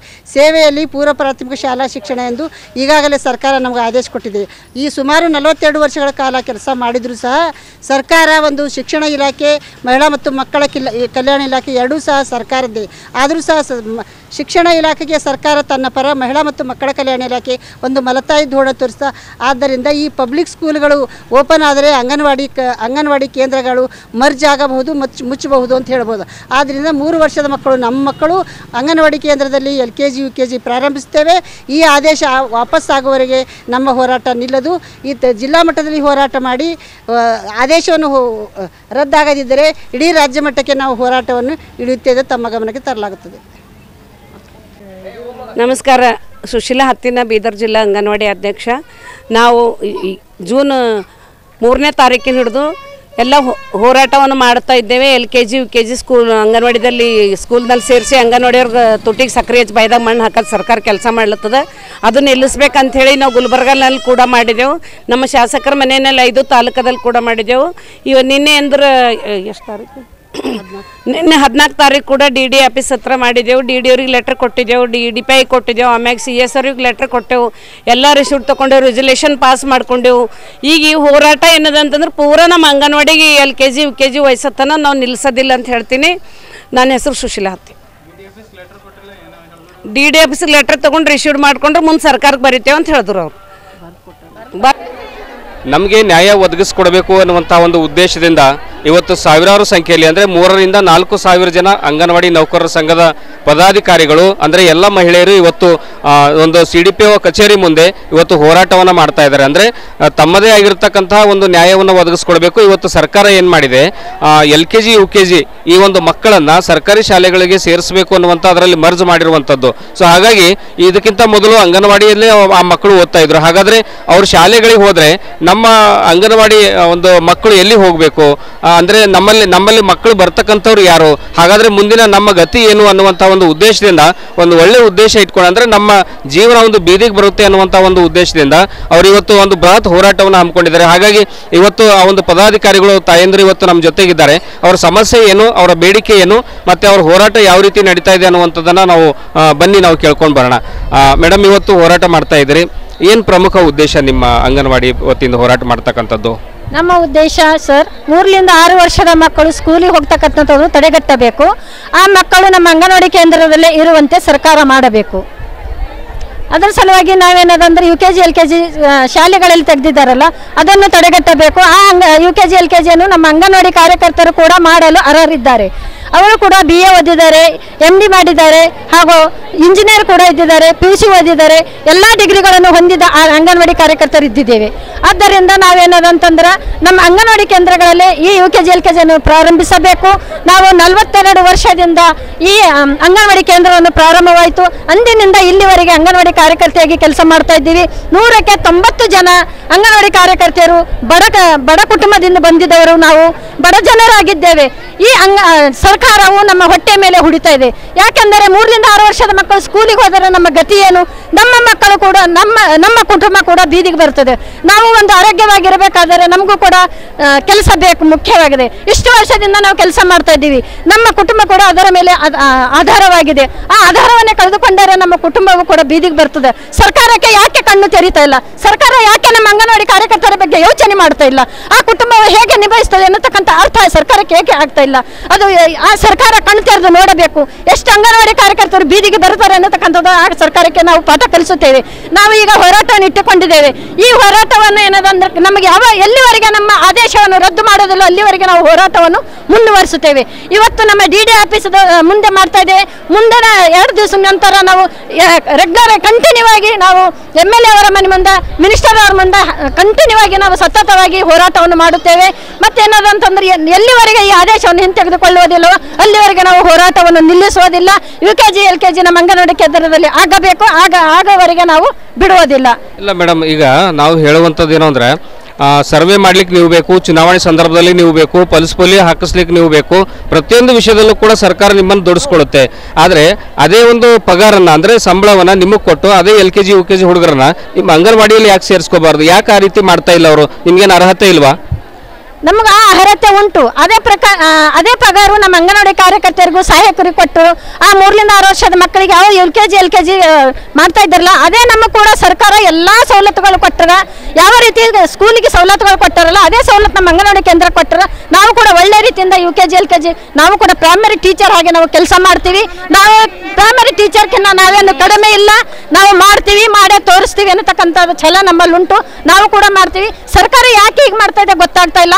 ನಮ್ಮ ಮಿನಿಸ್ಟರ್ ಅವರು ಕೂಡ ಇದರ ಬಗ್ಗೆ ಯಾಕೆ ಕಾಳಜಿ ವಹಿಸ್ತಿಲ್ಲ, ಇದರಲ್ಲಿ ಅವರಿಗೆ ಏನು ಪರ್ಸೆಂಟೇಜ್ ಏನಾರು ಆಯ್ತೇನೋ ಅಂತ ಅನ್ಕೋತೀವಿ ನಾವು. ಯಾಕಂದರೆ ಈ ರೀತಿ ಮಾಡುತ್ತಿರೋದು ಬಹಳ ಅನ್ಯಾಯ. ನಮ್ಮ ಅಂಗನವಾಡಿ ಕಾರ್ಯಕರ್ತರೇ, ನಮ್ಮ ಇಲಾಖೆದವರೇ, ನಮ್ಮ ಮಿನಿಸ್ಟರ್ ಯಾಕೆ ಇದರ ಬಗ್ಗೆ ಯೋಚನೆ ಮಾಡ್ತಿಲ್ಲದ? ಲಕ್ಷ್ಮೀ ಹೆಬ್ಬಾಳ್ಕರ್ ಅವರು ಯಾಕೆ ನಮ್ಮನ್ನು ದೂರ ತಳ್ಳುತ್ತಿದ್ದಾರೆ? ಯಾಕೆ ನಮಗೆ ಗತಿಗೆಟ್ಟವರು ಹಾಗೆ ಮಾಡುತ್ತಿದ್ದಾರೆ? ಹೆಬ್ಬಾಳ್ಕರ್ ಅವರೇ, ಕಣ್ತೆರೆದು ಎಲ್ಲ ಅಂಗನವಾಡಿ ಕಾರ್ಯಕರ್ತರ ಭವಿಷ್ಯವನ್ನು ನೋಡಿ. ಎಲ್ಲರ ಅಂಗನವಾಡಿ ಕಾರ್ಯಕರ್ತರ ಭವಿಷ್ಯ ನಿಮ್ಮ ಕೈಯಲ್ಲಿದೆ, ಮಕ್ಕಳ ಭವಿಷ್ಯ ನಿಮ್ಮ ಕೈಯಲ್ಲಿದೆ. 3ರಿಂದ 6 ವರ್ಷದ ಮಕ್ಕಳಿಗೆ ನಾವು ಸಾಮಾಜಿಕವಾಗಿ ಬೆಳವಣಿಗೆ ಕೊಡ್ತೇವೆ, ಸಾಮಾಜಿಕವಾಗಿಯೂ ದೈಹಿಕವಾಗಿಯೂ ಮಾನಸಿಕವಾಗಿಯೂ ಬೆಳೆಯುತ್ತಾರೆ. ಮಕ್ಕಳ ಅಪೌಷ್ಟಿಕತೆಯನ್ನು ನಾವು ತಡೆಗಟ್ಟುತ್ತೇವೆ, ಪೌಷ್ಟಿಕವಾಗಿ ಬೆಳೆಯುವಂತೆ ಮಾಡುತ್ತೇವೆ. ಗರ್ಭಿಣಿ ಬಾಣತಿಯರ ಆರೈಕೆ ಕೂಡ ನಾವು ಮಾಡ್ತೇವೆ. ಗರ್ಭಿಣಿ ಬಾಣತಿಯರು 3 ತಿಂಗಳು ಮೂಡಿದ ಅಂದರೂ ಕೂಡ ಪುನಃ ಡೆಲಿವರಿಗೆ 6 ತಿಂಗಳ ತನಕ ಅವರ ಜವಾಬ್ದಾರಿ ನಾವು ಹೊತ್ತುಕೊಂಡು ಹೋಗ್ತೇವೆ. DLO ಕೆಲಸ ಮಾಡುತ್ತೇವೆ. ಪ್ರತಿಯೊಂದು ಯಾವಾಗ ಸರ್ವೆ ಬರಲಿ ಅಂಗನವಾಡಿ ಕಾರ್ಯಕರ್ತರನ್ನು ಮಾತ್ರ ಗುರುತಿಸುತ್ತಾರೆ. ಆದರೆ ಇಂತಹ ಕೆಲಸ ಮಾಡೋದರಲ್ಲಿ ಅಂಗನವಾಡಿ ಕಾರ್ಯಕರ್ತರು ಸರ್ಕಾರಕ್ಕೆ ಕಾಣುತ್ತಿಲ್ಲ. ಬರೀ ದುಡಿಸಿಕೊಳ್ಳಲು ಮಾತ್ರ ಅಂಗನವಾಡಿ ಕಾರ್ಯಕರ್ತರನ್ನು ಕಾಣಿಸುತ್ತೇವೆ, ಕೆಲಸ ಮಾಡಲು ಕಾಣಿಸ್ತಿಲ್ಲ. ಸರ್ಕಾರ ಕಣ್ಣು ತೆರೆಯಬೇಕು. ಕಣ್ಣು ತೆರೆದು ನಮ್ಮ ಅಂಗನವಾಡಿ ಕಾರ್ಯಕರ್ತರ ಸಮಸ್ಯೆಗಳನ್ನು ಬಗೆಹರಿಸಬೇಕು. ಸಮಸ್ಯೆಗಳನ್ನು ಬಗೆಹರಿಸದಿದ್ದರೆ ಉಗ್ರವಾದ ಹೋರಾಟವನ್ನು ಮಾಡುತ್ತೇವೆ ಎಂದು ನಾವು ಈ ಮೂಲಕ ತಿಳಿಸುತ್ತೇವೆ. ಇದು ಮಹಿಳೆಯರು ಅಂದರೆ ಅಂಗನವಾಡಿ ನೌಕರರ ಸಂಘದವರು ತೋರ್ತಾ ಇರುವಂಥ ಒಂದು ಸರ್ಕಾರದ ವಿರುದ್ಧ ತೋರ್ತಾ ಇರುವಂಥ ಒಂದು ಆಕ್ರೋಶವಾಗಿರ್ತಕ್ಕಂಥದ್ದು. ಆಕ್ರೋಶ ಭರಿತವಾಗಿ ಅವರು ಮಾತನಾಡ್ತಾ ಇದ್ದಾರೆ. ನಮಗೆ ನ್ಯಾಯ ಬೇಕು, ನಮಗೆ ನ್ಯಾಯ ಒದಗಿಸ್ಕೊಡ್ಬೇಕು, LKG UKG ಮಕ್ಕಳನ್ನು ಅಂಗನವಾಡಿಗೆ ಸೇರಿಸುವಂತೆ ಮಾಡಬೇಕು, ಇಲ್ಲಾಂದರೆ ನಾವು ಬೀದಿಗೆ ಬರ್ತೀವಿ ಅನ್ನುವಂಥ ನೋವನ್ನು ಇವತ್ತು ಅವರು ನಮ್ಮ ಸುದ್ದಿ ಸಮಯದೊಂದಿಗೆ ತೋಡ್ಕೊಂಡಿದ್ದಾರೆ. ಸೊ ಹಾಗಾಗಿ ಅವರಿಗೆ ನ್ಯಾಯ ಸಿಗೋವರೆಗೂ ಕೂಡ ಅವರು ನಾವು ಹೋರಾಟವನ್ನು ಮಾಡ್ತೇವೆ, ಬೆಂಗಳೂರು ಚಲೋ ಮಾಡ್ತೇವೆ ಅನ್ನುವಂಥ ಮಾತನ್ನು ಕೂಡ ಹೇಳಿದ್ದಾರೆ. ಕ್ಯಾಮ್ರಾ ಪರ್ಸನ್ ಹನುಮಂತ್ ಜೊತೆ ಮಹಾರುದ್ರ ಡಾಕೋಳಿಗೆ, ಸುದ್ದಿ ಸಮಯ, ವರದಿಗಾರರು, ಬೀದರ್. ಬೀದರ್ ವೈದ್ಯಕೀಯ ವಿಜ್ಞಾನಗಳ ಸಂಸ್ಥೆ ಬ್ರಿಮ್ಸ್ ಕನ್ನಡ ಸಂಘ ಹಾಗೂ 2022ನೇ ಸಾಲಿನ ಅವ್ಯಕ್ತನ್ ವೈದ್ಯಕೀಯ ವಿದ್ಯಾರ್ಥಿಗಳ ಸಹಯೋಗದಲ್ಲಿ ನಗರದ ಬ್ರಿಮ್ಸ್ ಕಾಲೇಜಿನ ಆಡಿಟೋರಿಯಂ ಸಭಾಂಗಣದಲ್ಲಿ ಕನ್ನಡ ಕಲೋತ್ಸವ ಕಾರ್ಯಕ್ರಮ ಅರ್ಥಪೂರ್ಣವಾಗಿ ಆಯೋಜನೆ ಮಾಡಲಾಗಿತ್ತು. ಪೂಜ್ಯ ಡಾಕ್ಟರ್ ಅಕ್ಕ ಗಂಗಾಂಬಿಕಾ ತಾಯಿಯವರು ಕಾರ್ಯಕ್ರಮವನ್ನು ಉದ್ಘಾಟನೆಯನ್ನು ನೆರವೇರಿಸಿದರು. ಇದೇ ವೇಳೆ ದಕ್ಷಿಣ ಆಫ್ರಿಕಾದಲ್ಲಿ ಸುಮಾರು 1 ವಾರಗಳ ಕಾಲ ಅಂದರೆ ಜೂನ್ 5ರಿಂದ ಜೂನ್ 11ರವರೆಗೆ ಬಸವ ತತ್ವದ ಪ್ರಚಾರವನ್ನು ಗೈದಿರುವಂಥ ಪೂಜ್ಯ ಶ್ರೀ ಡಾಕ್ಟರ್ ಚನ್ನಬಸವಾನಂದ ಸ್ವಾಮೀಜಿಯವರನ್ನ ಬ್ರಿಮ್ಸ್ ವತಿಯಿಂದ ಸನ್ಮಾನಿಸಿ ಗೌರವಿಸಲಾಯಿತು. ಇದೇ ವೇಳೆ ವೇದಿಕೆ ಮೇಲೆ ಬ್ರಿಮ್ಸ್ ನಿರ್ದೇಶಕ ಡಾಕ್ಟರ್ ಶಿವಕುಮಾರ್ ಶೆಟ್ಕರ್, ಮುಖ್ಯ ಆಡಳಿತಾಧಿಕಾರಿಗಳಾಗಿರುವಂಥ ಮಂಜುನಾಥ್ ಸ್ವಾಮಿ, ಡಾಕ್ಟರ್ ಜಗನ್ನಾಥ್ ಹೆಬ್ಬಾಳೆ ಅಂದರೆ ಚಿಂತಕರಾಗಿರುವಂಥ ಜಾನಪದ ತಜ್ಞರಾದ ಡಾಕ್ಟರ್ ಜಗನ್ನಾಥ್ ಹೆಬ್ಬಾಳೆ, ಡಾಕ್ಟರ್ ರಾಜೇಶ್ ಪಾರ, ಡಾಕ್ಟರ್ ಮಹೇಶ್ ಬಿರಾದರ್, ಡಾಕ್ಟರ್ ವರ್ಷಾ ಅಖಾಡೆ, ಅಮೋಲ್ ಕಾಂಬ್ಳೆ, ಡಾಕ್ಟರ್ ರಾಜ್ಕುಮಾರ್ ಹೆಬ್ಬಾಳೆ ಸೇರಿದಂತೆ ಅವ್ಯಕ್ತನ್ ವೈದ್ಯಕೀಯ ವಿದ್ಯಾರ್ಥಿನಿಯರು ಹಾಗೂ ಅನೇಕ ಜನರು ಈ ಸಂದರ್ಭದಲ್ಲಿ ಉಪಸ್ಥಿತರಿದ್ದರು.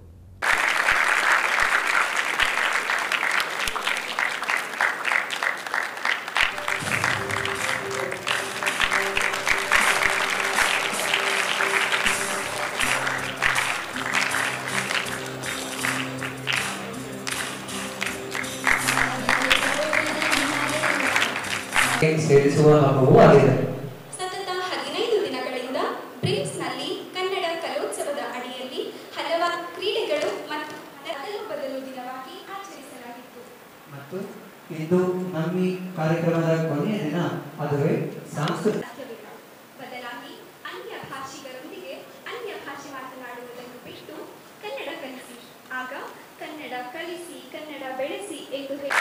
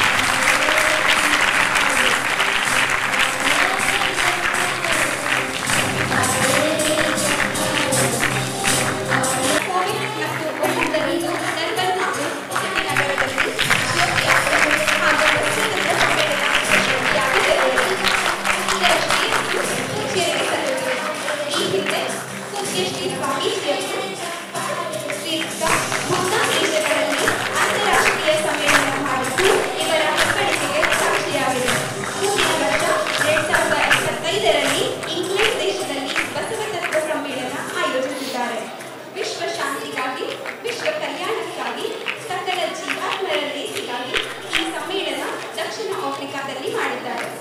ಮಹಾತ್ಮರಿಂದ ಮಹಾತ್ಮರಿಗಾಗಿ ಎಲ್ಲ ದಾರ್ಶನಿಕರನ್ನು 770 ಜನ ಅಮರಗಣಗಳನ್ನು ನನ್ನ ಜ್ಞಾನಗುರು ದೀಕ್ಷಾ ನನ್ನ ಪೂಜ್ಯ ಲಿಂಗಾನಂದ ಮಹಾಸ್ವಾಮೀಜಿಯವರು ಡಾಕ್ಟರ್ ಮಾತೆ ಮಾದೇವಿತೆಯವರನ್ನು ಕರೆಸಿ ಈ ಸುಂದರವಾದಂಥ ಸಭೆಯಲ್ಲಿ ಸಸಿಗೆ ನೀರೇರುವುದರ ಮೂಲಕ ಉದ್ಘಾಟನೆಯನ್ನುಗೊಳಿಸಿ ಕಾರ್ಯಕ್ರಮಕ್ಕೆ ಮೆರಗು ತಂದಿರತಕ್ಕಂಥ ಪೂಜ್ಯರಾದ ಅಕ್ಕ ಗಂಗಾಮಿಕೆಯವರಿಗೂ ಮತ್ತು ಈ ಕಾರ್ಯಕ್ರಮದಲ್ಲಿ ಅಧ್ಯಕ್ಷತೆ ವಹಿಸಿರ್ತಕ್ಕಂತಹ ಶರಣರಂತ ಡಾಕ್ಟರ್ ಶಿವಕುಮಾರ್ ಶೆಟ್ಕರ್ ಅವರಲ್ಲಿಯೂ ಮತ್ತು ಮುಖ್ಯ ಅತಿಥಿಗಳಾದಂತಹ ನಮ್ಮ ಹೆಬ್ಬಾಳೆ ಸರ್ ಬರಬೇಕಾಗಿತ್ತು. ಇವತ್ತಿನ ನಮ್ಮ ಕಾರ್ಯಕ್ರಮಕ್ಕೆ ಆಹ್ವಾನವನ್ನು ನೀಡಿರ್ತಕ್ಕಂಥ ಈ ಒಂದು ಕನ್ನಡ ಕಲೋತ್ಸವದ ಬೆನ್ನೆಲುಬಾಗಿ ಎಲ್ಲರಿಗೂ ಸ್ಫೂರ್ತಿಯನ್ನು ತುಂಬತಕ್ಕಂತಹ ಈ ಬ್ರಿಮ್ಸ್ ಕನ್ನಡ ಸಂಘದ ಸಂಯೋಜಕರಾದಂಥ ಡಾಕ್ಟರ್ ರಾಜ್ಕುಮಾರ್ ಅವರಿಗೆ ಹೆಬ್ಬಾಳು ಮತ್ತು ಶರಣರಂತ ಮಂಜುನಾಥ್ ಸ್ವಾಮಿಯವರಿಗೂ ಮತ್ತು ಡಾಕ್ಟರ್ ರಾಜೇಶ್ ಪಾರಾವ್ ಪ್ರಾಚಾರ್ಯರು ಈ ಒಂದು ವೈದ್ಯಕೀಯ ವಿದ್ಯಾಲಯ ಮತ್ತು ಇಲ್ಲಿವರೆಗೆ ಡಾಕ್ಟರ್ ಮಹೇಶ್ ಬಿರಾದರ್ ಅವರು ಕೇವಲ ಡಾಕ್ಟರ್ ಅಷ್ಟೇ ಅಲ್ಲ, ಅವ್ರ ಮಾತನ್ನು ಕೇಳಿದರೆ ನಿಮಗೆಲ್ಲ ಗೊತ್ತಾಗುತ್ತೆ. ಅವರು ಭವರೋಗ ಒಂದು ರೋಗಿಗಳ ಒಂದು ಭವರೋಗವನ್ನು ಕಳೀತಕ್ಕಂತಹ ವಚನ ಸಾಹಿತ್ಯವನ್ನು ಅಧ್ಯಯನ ಮಾಡಿರ್ತಕ್ಕಂತಹ ಶರಣರು. ನಮ್ಮ ಪ್ರಸ್ತುತದ ಅಧ್ಯಕ್ಷರು ಜೋರಾಗಿ ಅವರು ನಾವೆಲ್ಲ ಶ್ರೀರಂತ ಡಾಕ್ಟರ್ ಶಿವೋಗಿ ಬಾವಿಯವರು ಮತ್ತು ಡಾಕ್ಟರ್ ಉಷಾ ಅಖಾಡೆ ಮೇಡಮ್ ಅವರು ಇವಕ್ಕೆಲ್ಲ ಕಾರಣಕರ್ತರ್ತಕ್ಕಂಥ ಮೇಡಮ್ ಅವರು ಮತ್ತು ಈ ಕಾರ್ಯಕ್ರಮವನ್ನು ನಿರೂಪಣೆ ಮಾಡ್ತಿರುವಂತಹ ಹೆಸರು ಗೊತ್ತಿಲ್ಲ, ಭಾಳ ಚೆನ್ನಾಗಿ ನಿರೂಪಣೆ ಮಾಡ್ತಾ ಇದ್ದಾರೆ. ಕನ್ನಡದ ಒಂದು ಮೇರೆ ತಂದುಕೊಂಡಿದ್ದಾರೆ. ಅವರಿಗೆ ಶುಭವನ್ನು ಹಾರೈಸಿ ಇಲ್ಲಿ ವಿದ್ಯಾರ್ಥಿಗಳು ಕರ್ನಾಟಕ ಕನ್ನಡದಲ್ಲಿ ಕನ್ನಡದ ಕಲೋತ್ಸವ, ಕನ್ನಡದ ಹಬ್ಬ ಇವತ್ತು ನಾವು ಆಚರಣೆ ಮಾಡ್ತಾ ಇದ್ದೀವಿ ಮತ್ತು ಬೇರೆ ಬೇರೆ ರಾಜ್ಯಗಳ ವಿದ್ಯಾರ್ಥಿಗಳು ಕೂಡ ಇಲ್ಲಿ ಇದ್ದೀರಿ. ನೀವೆಲ್ಲರಲ್ಲೂ ಒಂದು ರಿಕ್ವೆಸ್ಟ್ ಏನಂದರೆ, ಇದೊಂದು ಒಳ್ಳೆ ಚಾನ್ಸ್, ನಿಮಗೆ ಅವಕಾಶ ಸಿಕ್ಕಿದೆ. ಬೀದರ್ ಅಂದರೆ ಇದು ಕರ್ನಾಟಕದ ಒಂದು ಕಿರೀಟ, ಕನ್ನಡ ನಾಡಿನ ಹೆಮ್ಮೆ, ವಿಶ್ವದ ಮೊದಲ ಪ್ರಜಾಪ್ರಭುತ್ವ ಸ್ಥಾಪನೆಯಾದಂತಹ ಬಸವ ಕಲ್ಯಾಣ ಇರ್ತಕ್ಕಂತಹ ಶರಣರ ನಾಡು ಬೀದರ್ ಜಿಲ್ಲೆಯಲ್ಲಿ ನಿಮಗೆ ಕಲಿಯಲಿಕ್ಕೆ ಅವಕಾಶ ಸಿಕ್ಕಿದೆ. 706 ಮೆಡಿಕಲ್ ಕಾಲೇಜುಗಳಿದ್ದರು. ನೀವೆಲ್ಲರೂ ಬೀದರ್ ಮೆಡಿಕಲ್ ಕಾಲೇಜಲ್ಲಿ ಆ ಒಂದು ಮೆಡಿಕಲ್ ಸೀಟ್ ಸಿಕ್ಕಿರೋದು ನಿಮ್ಮೆಲ್ಲರ ಪುಣ್ಯ ಅಂತ ನೀವು ಭಾವಿಸಬೇಕು. ನಾನು ಎಲ್ಲ ವಿದ್ಯಾರ್ಥಿಗಳಲ್ಲಿ ಇಲ್ಲಿ ಯಾವುದೇ ಜಾತಿ ಮತ ಧರ್ಮ ಇಲ್ಲ, ಎಲ್ಲ ಒಂದೇ ಧರ್ಮ. ಏನು ಅಂತಂದರೆ ಡಾಕ್ಟರ್ಸ್ ಧರ್ಮ ಏನು ಅಂತಂದರೆ ರೋಗಿಗಳನ್ನು ವಾಸಿ ಮಾಡ್ತಕ್ಕಂಥ ಧರ್ಮ, ಅದು ವೈದ್ಯ ಧರ್ಮ. ನೀವೆಲ್ಲರೂ ಕೂಡ ಇದು ಒಂದು ಒಳ್ಳೆ ಚಾನ್ಸ್ ಅಂತೇಳಿ 5 ವರ್ಷ ನೀವು ಇಲ್ಲಿರುವಾಗ ಚೆನ್ನಾಗಿ ಕನ್ನಡವನ್ನು ಕಲಿತು ಇಲ್ಲಿನ ಸಂಸ್ಕೃತಿಯನ್ನು ನೀವೆಲ್ಲರೂ ಕಲ್ತ್ಕೊಳ್ತೀರಿ ಈ ಶರಣರ ನಾಡಿನಲ್ಲಿ ಅನ್ನುವಂಥ ಒಂದು ಆಶಾಭಾವನೆಯೊಂದಿಗೆ ನಿಮ್ಮೆಲ್ಲರಿಗೂ ಕೂಡ ನಮ್ಮ ಶುಭವನ್ನು ಹಾರೈಸ್ತೀವಿ. ಎಲ್ಲ ವಿದ್ಯಾರ್ಥಿಗಳು, ನಾವು ಕರ್ನಾಟಕದಲ್ಲಿ ನಮ್ಮ ಕೇವಲ ಒಂದು ಕನ್ನಡ ಅಂದರೆ ಒಂದು ಭಾಷೆ ಅಲ್ಲ, ಇದು ಒಂದು ಅಂತರಂಗದ ಮಾತು ಅಂತ ಹೇಳಿದ್ರು ನಿರೂಪಣೆ ಮಾಡುವಾಗ. ಇದು ಹೃದಯದ ಭಾಷೆ. ಕನ್ನಡ ಅಂತಂದರೆ ಅತ್ಯಂತ ಹಳೆಯ ಮತ್ತು ಇತಿಹಾಸ 2000ಕ್ಕೂ ಹೆಚ್ಚು ವರ್ಷಕ್ಕೂ ಹೆಚ್ಚು ಇರ್ತಕ್ಕಂಥ ಒಂದು ಭಾಷೆ ಕನ್ನಡ. ಇಂಥ ಒಂದು ಕನ್ನಡವನ್ನು ಮಾತ್ರ ನಾವು ಕನ್ನಡಿಗರು ಕನ್ನಡವನ್ನು ಮಾತ್ರ ನಮ್ಮ ಧರ್ಮವನ್ನು ನಾವು ಮರಿತೀವಿ, ನಮ್ಮ ಸಂಸ್ಕೃತಿಯನ್ನು ನಾವು ಮರಿತೀವಿ. ಭಾಷೆ ಮಾತ್ರ ಎಲ್ಲರೂ ಮರಿಬೇಕಾಗಿದೆ. ಯಾಕೆ ಅಂತಂದರೆ ನಾನು ಹೆಚ್ಚಾಗಿ ಕನ್ನಡದಲ್ಲಿ ಇವತ್ತು ಪ್ರವಚನ ಮಾಡ್ತೀನಿ, ಮಹಾರಾಷ್ಟ್ರಕ್ಕೆ ಹೋದಲ್ಲಿ ಮರಾಠಿಯಲ್ಲಿ ಮಾಡ್ತೀನಿ, ಡೆಲ್ಲಿ ಆ ಕಡೆಗೆ ಉತ್ತರ ಪ್ರದೇಶದಿಂದ ಹಿಂದಿ ನಾಡಿಗೆ ಹೋದಾಗ ಹಿಂದಿಯಲ್ಲಿ ಮಾಡ್ತೀವಿ, ಬೇರೆ ದೇಶಗಳಿಗೆ ಹೋದಲ್ಲಿ ಇಂಗ್ಲೀಷ್ನಲ್ಲಿ ನಮಗೆ ಎಷ್ಟು ಸಾಧ್ಯ ನಾವು ಎಲ್ಲ ಭಾಷೆಗಳಲ್ಲಿ ಮಾತಾಡ್ತೀವಿ. ಆದರೆ ಕನ್ನಡ ಮಾತೃಭಾಷೆಯಲ್ಲಿ ಯಾರು ಅಧ್ಯಯನ ಮಾಡ್ತಾರೆ, ಮಾತೃಭಾಷೆ ಬಗ್ಗೆ ಯಾರಿಗೆ ಆ ಒಂದು ಗಟ್ಟಿತನ ಇರ್ತದೆ, ಮಾತೃಭಾಷೆಯಲ್ಲಿ ಅಭಿಮಾನ ಇರ್ತದೆ, ಚೆನ್ನಾಗಿ ಮಾತೃಭಾಷೆ ಕಲಿತಾರೆ, ಅವ್ರು ಮಾತ್ರ ಬೇರೆ ಭಾಷೆಗಳಲ್ಲಿ ಮಾತಾಡಲಿಕ್ಕೆ ಸಾಧ್ಯ ಇದೆ, ಅವ್ರು ಮಾತ್ರ ಬೇರೆ ಭಾಷೆಗಳಲ್ಲಿ ಕಲಿಯಲಿಕ್ಕೆ ಸಾಧ್ಯ ಇದೆ. ಮೊಟ್ಟ ಮೊದಲು ನಾವು ಮಾತೃಭಾಷೆಯನ್ನು ಕಲಿಬೇಕು. ಮಾತೃಭಾಷೆಯಲ್ಲಿ ಶಿಕ್ಷಣ ಅಂತ ಯಾಕೆ ಹೇಳ್ತಾರೆ? ಈಗ ಮಾತೃಭಾಷೆಯಲ್ಲಿ ಶಿಕ್ಷಣ ಕೊಡಬೇಕು ಅಂತ ಯಾಕೆ ಹೇಳ್ತಾರೆ ಅಂದರೆ ನಾವು ಮಾತೃಭಾಷೆಯಲ್ಲಿ ಪರ್ಫೆಕ್ಟ್ ಇದ್ದರೆ ಬೇರೆ ಭಾಷೆಗಳನ್ನ ನಾವು ಕಲಿಬೋದು.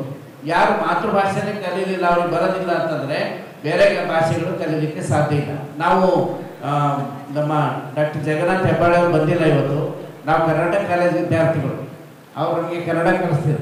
ಬೀದರ್ನಲ್ಲಿ ಮೊಟ್ಟ ಮೊದಲು ಕನ್ನಡ ಕಲಾವಿದರ ಮತ್ತು ಬರಹಗಾರರ ಮತ್ತು ಕಲಾವಿದರ ಸಂಘವನ್ನು ಹುಟ್ಟುಹಾಕಿ ಜಗನ್ನಾಥ್ ಹೆಬ್ಬಾಳೆ ಅವರು ಅಧ್ಯಕ್ಷ ಆದರು. ಆಮೇಲೆ ನಾವು ಕನ್ನಡ ಕುವೆಂಪು ಸಂಘ ಅಂತೇಳಿ ಡಾಕ್ಟರ್ ಪಂಚಾಕ್ಷರಿ ಪುಣ್ಯಶೆಟ್ಟಿ ಅವರು, ಡಾಕ್ಟರ್ ಶಿವಕುಮಾರ್ ಶೆಟ್ಕಾರ್ ನಿರ್ದೇಶಕರು ಬೀದರ್ ವೈದ್ಯಕೀಯ ವಿಜ್ಞಾನಗಳ ಸಂಸ್ಥೆ ಬೀದರ್ ಅವರಲ್ಲಿಯೂ, ಹಾಗೂ ಗೌರವ ಅತಿಥಿಗಳಾಗಿ ಆಗಮಿಸಿರ್ತಕ್ಕಂಥ ಡಾಕ್ಟರ್ ರಾಜೇಶ್ ಪಾರ ಪ್ರಾಚಾರ್ಯರು ಬೀದರ್ ವೈದ್ಯಕೀಯ ವಿಜ್ಞಾನಗಳ ಸಂಸ್ಥೆ ಬೀದರ್, ಹಾಗೂ ಡಾಕ್ಟರ್ ಮಹೇಶ್ ಬಿರಾದರ್ ಜಿಲ್ಲಾ ಶಸ್ತ್ರಚಿಕಿತ್ಸಕರು ಜಿಲ್ಲಾ ಆಸ್ಪತ್ರೆ ಬೀದರ್, ಹಾಗೂ ಡಾಕ್ಟರ್ ವರ್ಷಾ ಅಖಾಡೆ ಹಾಗೂ ಶ್ರೀ ಅಮೋಲ್ ಕಾಂಬ್ಳೆ ಮತ್ತು ಡಾಕ್ಟರ್ ರಾಜ್ಕುಮಾರ್ ಹೆಬ್ಬಾಳೆ ಸಂಯೋಜಕರು ಬ್ರಿಮ್ಸ್ ಕನ್ನಡ ಸಂಘ ಬೀದರ್, ಹಾಗೂ ಎಲ್ಲ ವಿದ್ಯಾರ್ಥಿಗಳಿಗೂ ನಾನು ಅನಂತ ಅನಂತ ಶರಣಾರ್ಥಿಯನ್ನು ಸಲ್ಲಿಸ್ತೇನೆ.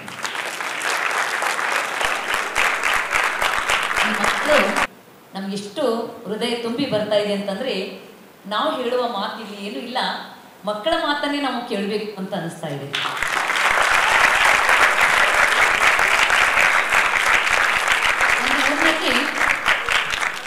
ಮೂವರು ತಾಯಂದಿರು ನೀರು ತುಂಬಿಕೊಳ್ಳಿಕ್ಕೆ ಬಾವಿ ಹೋಗಿರ್ತಾರೆ ಕೊಡ ತಗೊಂಡು. ಆಗ ಮೊದಲನೆಯವಳ ಮಗ ಶಾಲೆಯಿಂದ ಅದೇ ದಾರಿಯಲ್ಲಿ ಹೋಗ್ತಕ್ಕಂಥ ಸಂದರ್ಭದಲ್ಲಿ ತಾಯಿ ಕಡೆ ನೋಡ್ತಾನೆ. ಆಗ ತಾಯಿ, ಅವನೇ ನನ್ನ ಮಗ ಆಂಗ್ಲ ಮಾಧ್ಯಮ ಶಾಲೆಯಲ್ಲಿ ಕಲಿಯುತ್ತಿದ್ದಾನೆ ಅಂತ ತಿಳ್ಕೊಂಡು ಉಳಿದ ಇಬ್ಬರ ಹೆಣ್ಮಕ್ಳಿಗೆ ಅವಳು ಪರಿಚಯ ಮಾಡಿಕೊಡ್ತಾಳೆ. ಆ ಹಾಯ್ ಮಮ್ಮಿ ಅಂದ ಅವನು ಹೋಗ್ಬಿಡ್ತಾನೆ. ಎರಡನೇ ತಾಯಿ ಅದೇ ದಾರಿಯಲ್ಲಿ ಅವಳ ಮಗನು ಕೂಡ ಹೋಗ್ತಿರ್ತಾನೆ. ಆಗ ತಾಯಿ ಕಡೆ ನೋಡಿ ಅವನು ಕೂಡ ಹೋಗುವಾಗ ಆ ತಾಯಿ ಪರಿಚಯ ಮಾಡ್ತಾಳೆ, ಇವನು ನನ್ನ ಮಗ CBSE ಓದ್ತಾ ಇದ್ದಾನೆ ಅಂತ ತಿಳ್ಕೊಂಡು, ಬೈ ಬೈ ಮಮ್ಮಿ ಅಂತ ತಿಳ್ಕೊಂಡು ಅವನು ಕೂಡ ಹೋಗ್ಬಿಡ್ತಾನೆ. ಆಗ ಅವರ ಹಿಂದಿನಿಂದನೇ ಮೂರನೇವಳ ಮಗ ಕೂಡ ಶಾಲೆಯಿಂದ ಅವತ್ತು ಮನೆ ಕಡೆ ಹೋಗ್ತಿರ್ತಾನೆ. ತಾಯಿಗೆ ನೋಡ್ತಾನೆ, ನೋಡಿ ಹತ್ತಿರ ಬಂದು ಆ ನೀರಿನಿಂದ ತುಂಬಿರ್ತಕ್ಕಂಥ ಕೊಡವನ್ನು ತನ್ನ ಹೆಗಲ ಮೇಲೆ ಇಟ್ಕೊಂಡು ಅವಳೇನು ಅದನ್ನು ಕೈಯಲ್ಲಿ ಹಿಡ್ಕೊಂಡು ಆ ಅಮ್ಮನ ಕೈಯನ್ನು ಹಿಡ್ಕೊಂಡು ಬಾ ಮನೆಗೆ ಹೋಗೋಣ ಅಂತ ತಿಳ್ಕೊಂಡು ಅವನು ಹೇಳ್ತಾನೆ. ಆಗ ಅವಳು ಹೇಳ್ತಾಳೆ, ಇವನೇ ನನ್ನ ಮಗ ಕನ್ನಡ ಮಾಧ್ಯಮದಲ್ಲಿ ಓದ್ತಾ ಇದ್ದಾನೆ ಅಂತ ತಿಳ್ಕೊಂಡು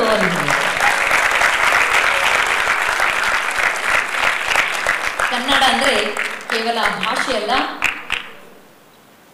ಬೇರೆ ಬೇರೆ ಭಾಷೆಗಳು ಇರಬಹುದು, ಆದರೆ ಕನ್ನಡ ಕೇವಲ ಭಾಷೆ ಅಲ್ಲ, ಅದು ನಮ್ಮ ಜೀವನದ ಕಲೆಯನ್ನು ಕಲಿಸ್ತಕ್ಕಂಥದ್ದು. ಅದಕ್ಕೆ ಇವತ್ತಿನ ದಿವಸ ಕನ್ನಡ ಕಲೋತ್ಸವ ಅಂತಕ್ಕಂಥ ಒಂದು ಹೆಸರಿನಲ್ಲಿ ನಡೀತಕ್ಕಂಥದ್ದು ನಮಗೆಲ್ಲರಿಗೂ ಕೂಡ ಬಹಳ ಹೆಮ್ಮೆಯನ್ನು ತಂದುಕೊಟ್ಟಿದೆ. ಇಲ್ಲಿ ನೋಡ್ರೆ ನನಗೆ ಬಹಳ ಹೆಮ್ಮೆ ಅನಿಸ್ತದೆ. ಯಾಕಂದ್ರೆ ಬೇರೆ ಬೇರೆ ಕಾಲೇಜುಗಳಿಗೂ ಕೂಡ ನಾವು ಹೋಗ್ತೀವಿ, ಆದರೆ ಅಲ್ಲಿ ಇಂಥ ವಾತಾವರಣ ನಮಗೆ ಕಂಡು ಬರೋದಿಲ್ಲ. ಆದರೆ ಈ ಒಂದು ರಂಗಮಂದಿರದ ತಳ ಇಲ್ಲಿ ನಾವು ಪ್ರವೇಶ ಮಾಡಿದಾಗ ಒಂದು ಕಲೆ, ಯಾಕಂದ್ರೆ ಪ್ರತಿಯೊಬ್ಬ ವ್ಯಕ್ತಿ 64 ಕಲೆಗಳು ಇರ್ತಾವಂತ, ಅದರಲ್ಲಿ 4 ಕಲೆಗಳ ಅಳವಡಿಸ್ಕೊಂಡಿರ್ಬೇಕಂತ ಅಂಥ ಒಂದು ಕಲೆ ಎಲ್ಲ ಬ್ರಿಮ್ಸ್ ವಿದ್ಯಾರ್ಥಿಗಳಲ್ಲಿ ನಮಗೆ ಕಂಡು ಬಂದಿದೆ ಅಂತ ನಾನು ಬಹಳ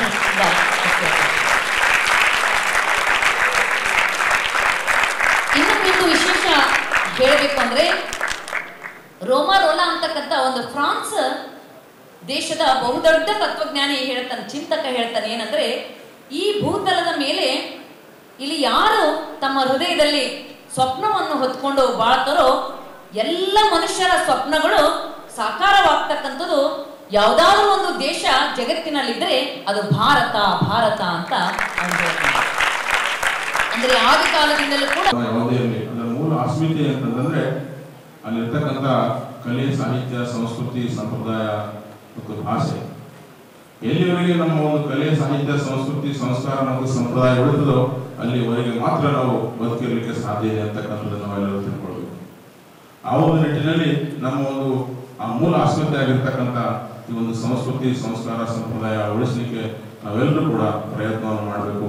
ಆ ನಿಟ್ಟಿನಲ್ಲಿ ಈ ಒಂದು ಕಾರ್ಯಕ್ರಮದ ಮುಖಾಂತರ ತಾವು ಏನೋ ಒಂದು ಆಧ್ಯಾತ್ಮಿಕ ಗುರುಗಳನ್ನು ಕರೆಸಿ ಈ ಒಂದು ನಮ್ಮ ಒಂದು ಸಂಪ್ರದಾಯ, ಒಂದು ಸಂಸ್ಕೃತಿಯನ್ನು ಉಳಿಸಲಿಕ್ಕೆ ಪ್ರಯತ್ನ ಮಾಡಿದ್ರೆ ನಿಜಕ್ಕೂ ನಿಮ್ಮ ಈ ಒಂದು ಕಾರ್ಯ ಶ್ಲಾಘನೀಯವಾಗಿರ್ತಕ್ಕಂಥದ್ದು ಅಂತ ಹೇಳಿಕ್ಕೆ ನಾನು ಇಷ್ಟಪಡ್ತೀನಿ.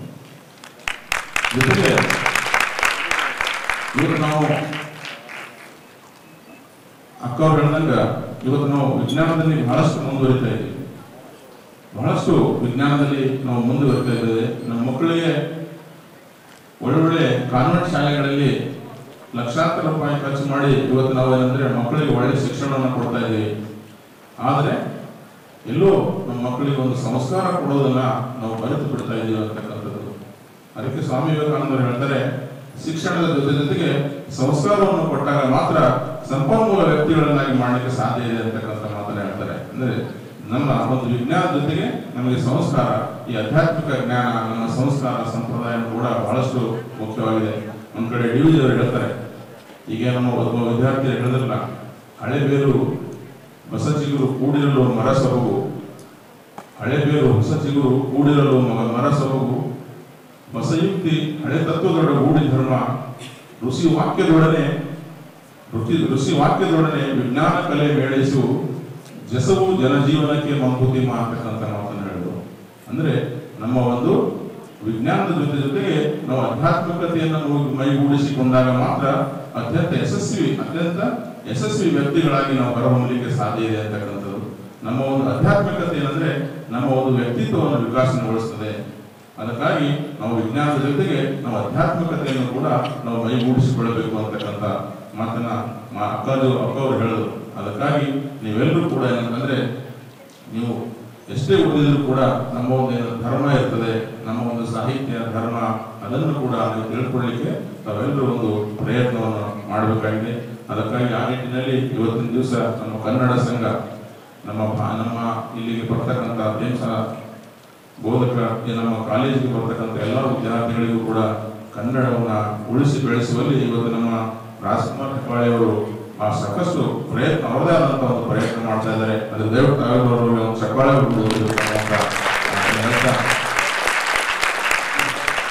ಜೊತೆಗೆ ಇವತ್ತು ನಮ್ಮ ಬ್ರಿಮ್ಸ್ ಆಸ್ಪತ್ರೆಯಲ್ಲಿ ನಮ್ಮ ಶಿವಕುಮಾರ್ ಶೆಟ್ಟರ್ ನಿರ್ದೇಶಕರ ಒಂದು ನೇತೃತ್ವದಲ್ಲಿ ಏನಂತಂದ್ರೆ ಒಂದು ಖುಷಿ ವಿಚಾರ ಅಂತಂದ್ರೆ, ಸಂತೋಷದ ವಿಚಾರ ಅಂತಂದ್ರೆ, ನಮಗೆ ಕ್ಲಿನಿಕಲ್ ಇಲ್ಲಿವರೆಗೆ ಸ್ನಾತಕೋತ್ತರ ಸೀಟ್ಗಳಿರಲಿಲ್ಲ.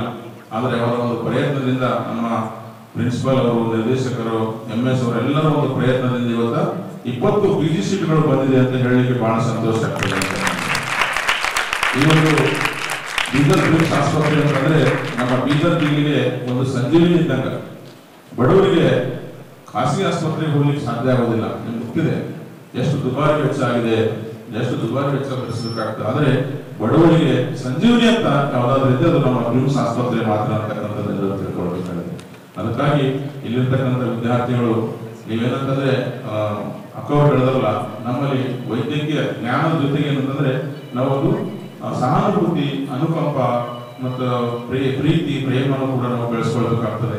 ಯಾಕಂದ್ರೆ ರೋಗಿಗಳಿಗೆ ನಾವು ಅತ್ಯಂತ ಸಹಾನುಭೂತಿಯಿಂದ ನೋಡಿದಾಗ ಮಾತ್ರ ಅವರಿಗೆ ಅತ್ಯಂತ ಮಾನವೀಯತೆಯಿಂದ, ಮಾನವೀಯ ಮೌಲ್ಯಗಳನ್ನು ಕೂಡ ನಾವು ಬೆಳೆಸ್ಕೊಂಡು ರೋಗಿಗಳಿಗೆ ಒಂದು ಸಹಾನುಭೂತಿಯಿಂದ ನೋಡಿದಾಗ ಮಾತ್ರ ಆ ರೋಗಿಗಳಿಗೆ ನಿಮ್ಮ ಒಂದು ಔಷಧಿಯ ಜೊತೆಗೆ ನಿಮ್ಮ ಒಳ್ಳೆಯ ಮಾತುಗಳನ್ನು ಆಡೋದ್ರಿಂದ ಎಷ್ಟೋ ಅವರಿಗೆ ಒಂದು ಆರೋಗ್ಯ ಚೆನ್ನಾಗಾಗ್ತದೆ.